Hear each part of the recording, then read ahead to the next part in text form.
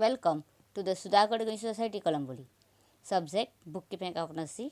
Chapter number 3 Admission of the Partnership Firm. In the last lecture, we learned that the theory of the chapter. What is an admission? What is an sacrifice ratio? What is an a new ratio? Why it should be admitted a partnership firm? Calculation of the goodwill and all that things. Now we will start to solving the question.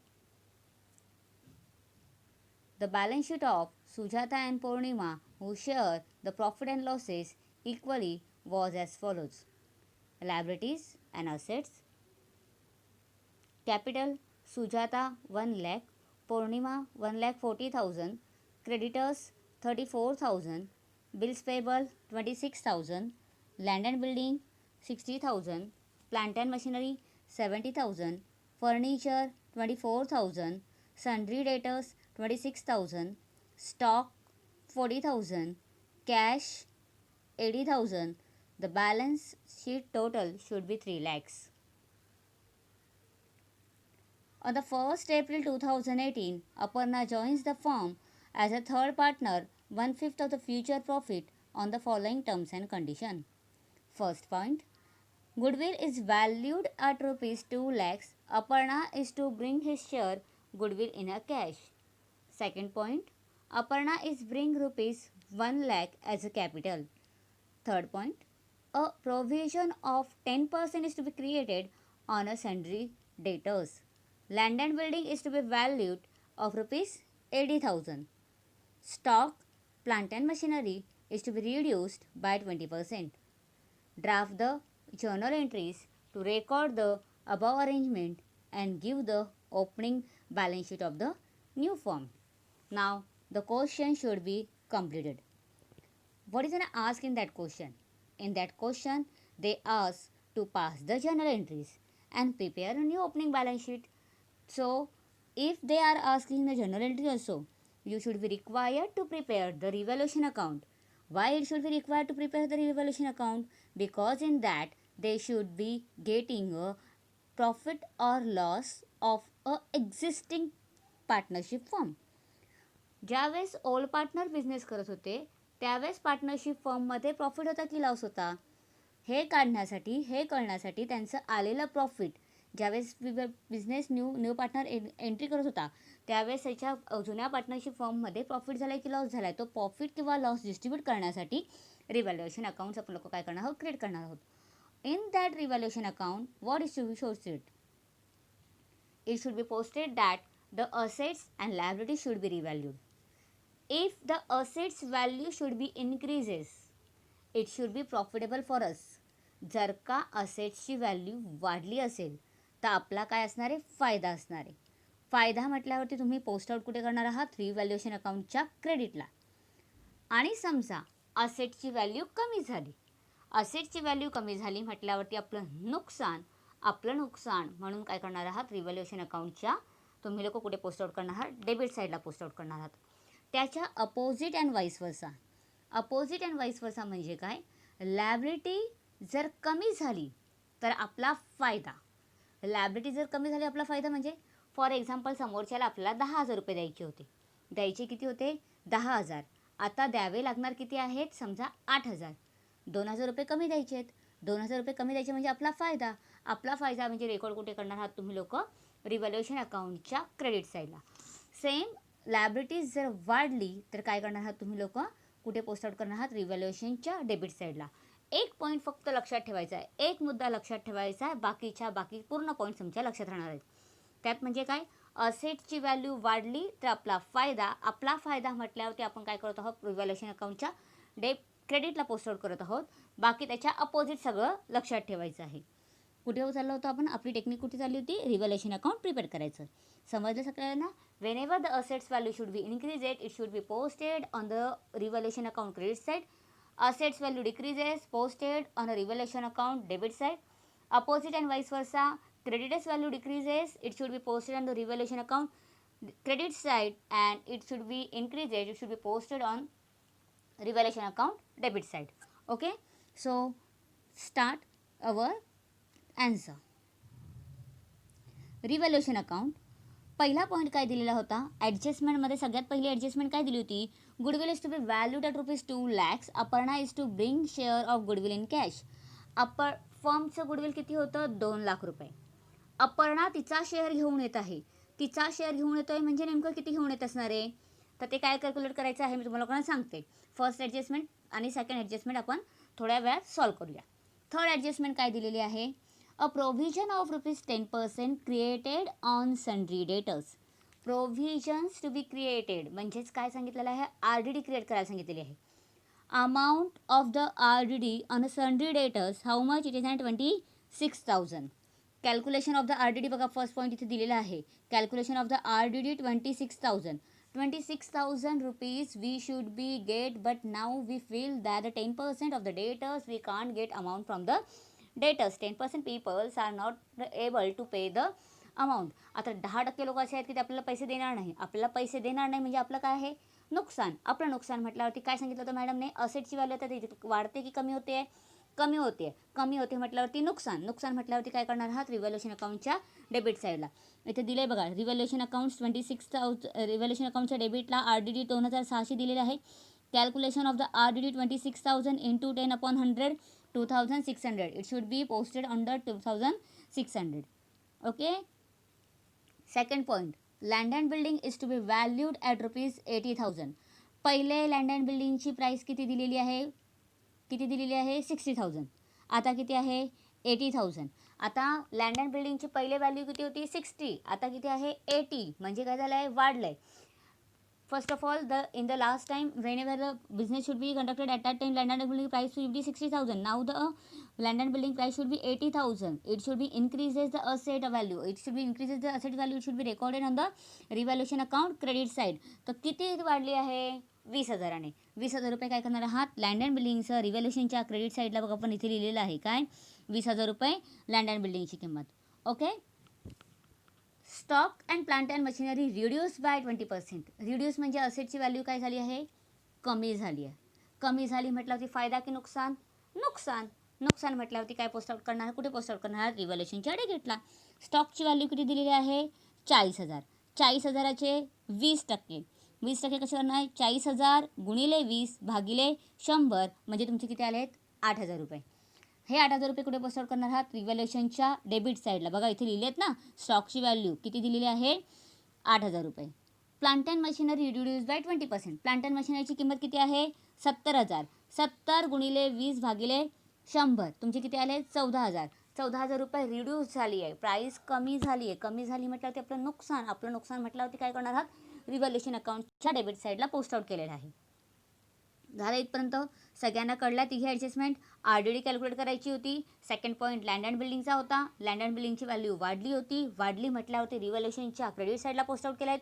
Stock आणि plant and machinery काय झालेलं आहे, reduce झालेलं आहे. Reduce म्हटल्यावरती नुकसान. नुकसान म्हटल्यावरती काय करणार आहात, तुम्ही कुठे पोस्ट आउट करणार आहात, रिव्हॅल्युएशनच्या डेबिट साईडला. ओके. पुन्हा एकदा सांगते, लक्ष द्या इकडे. काय सांगितलं आहे मॅडमने, असेट्सची व्हॅल्यू वाढली.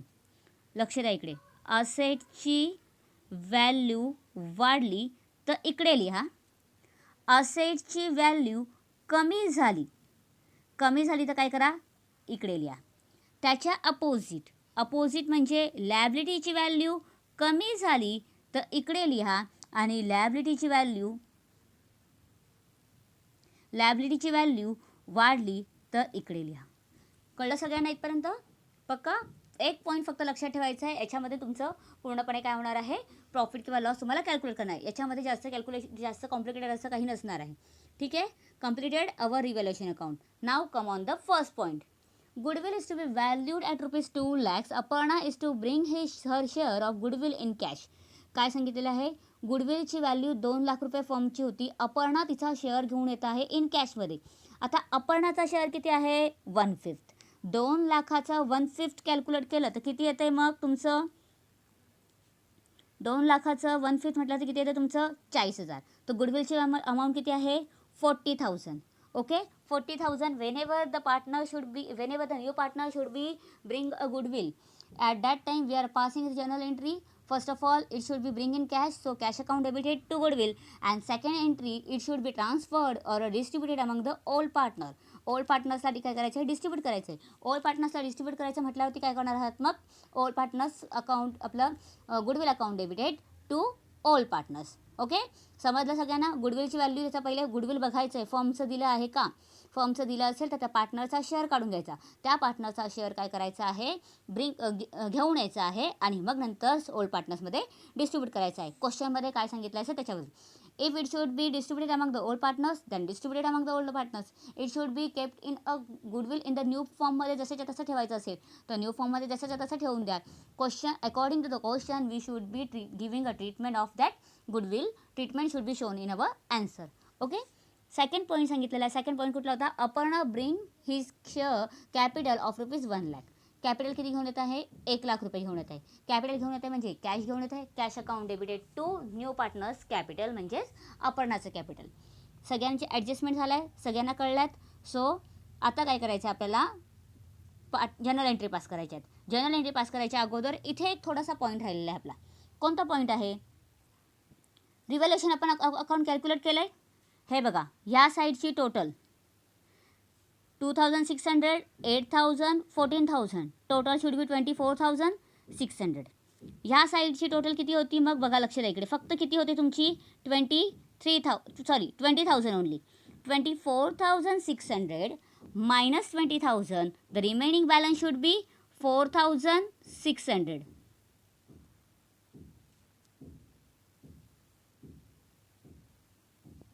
हे 4,600 तुम्हाला काय करायचे आहे, पार्टनर्सला डिस्ट्रीब्यूट करायचे आहेत. केलं distribute 2,300 and 2,300. It is on our loss. Debit side should be more than credit side. It means the revaluation account loss. Credit side is more than the debit side. It means a profit. ह्या साईडला balance आली तर profit आणि ह्या debit साईडला जर balance आली तर प्रॉफिट आणि क्रेडिट साईडला जर बॅलन्स आली तर लॉस. लक्षात ठेवायचं एवढं.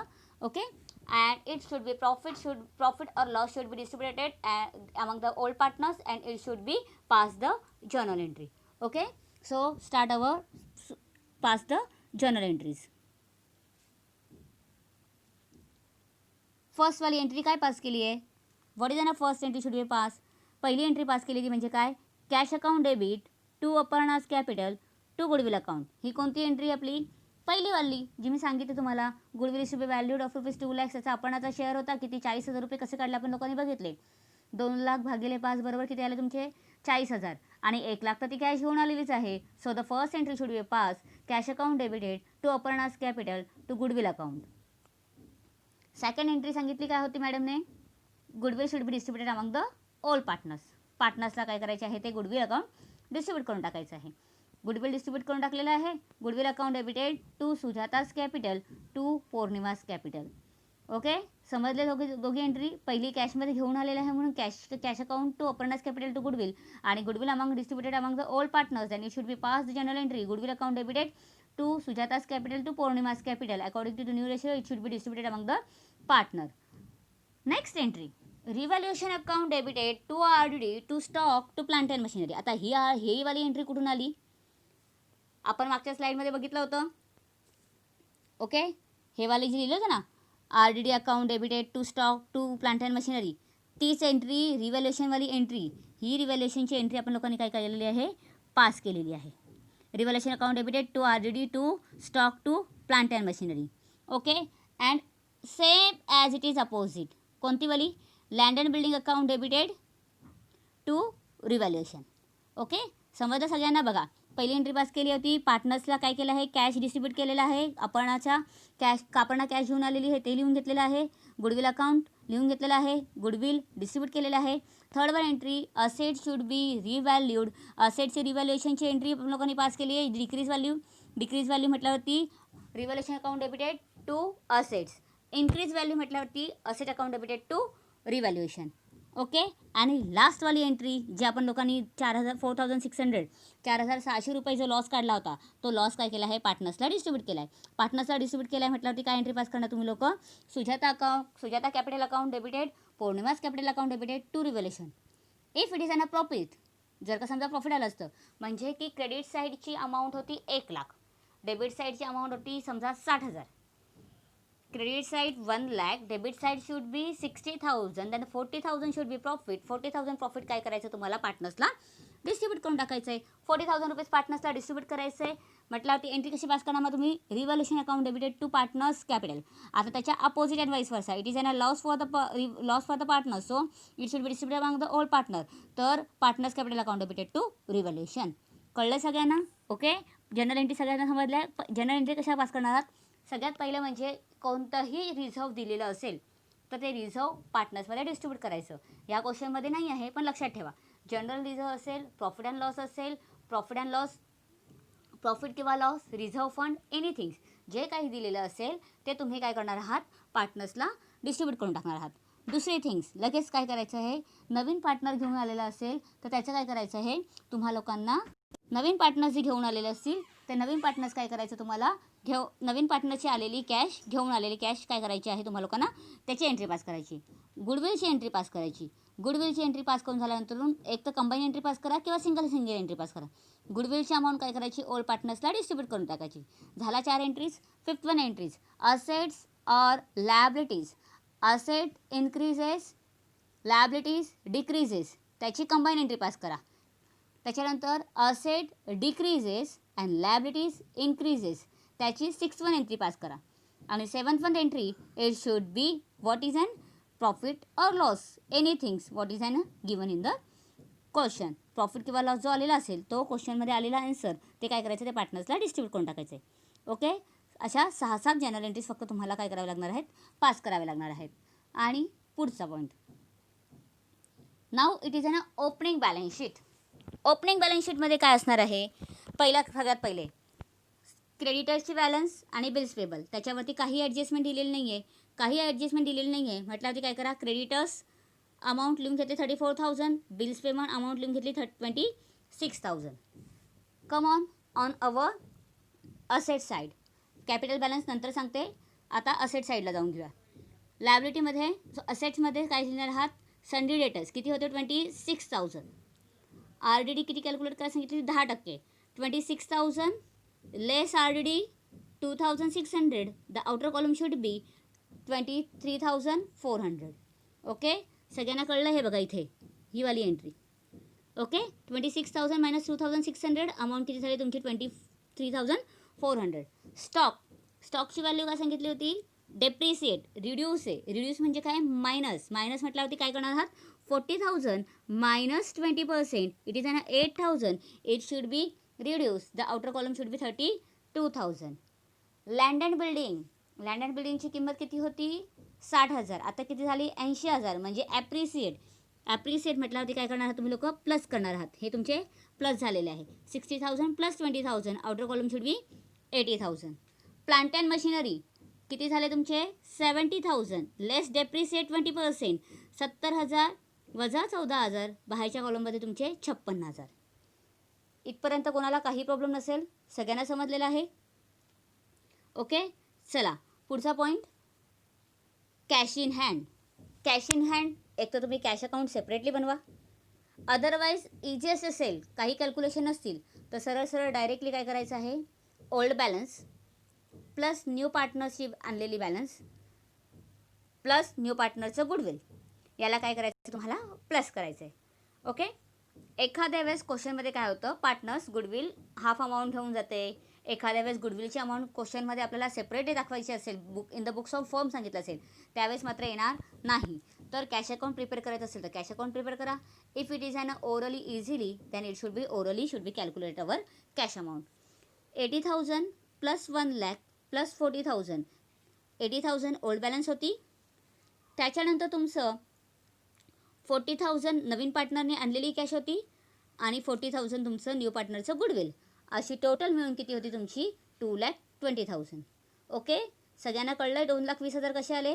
जुनी बॅलन्स होती 80,000 अधिक न्यू पार्टनरने आणलेलं 1,80,000. गुडविलची व्हॅल्यू 40,000.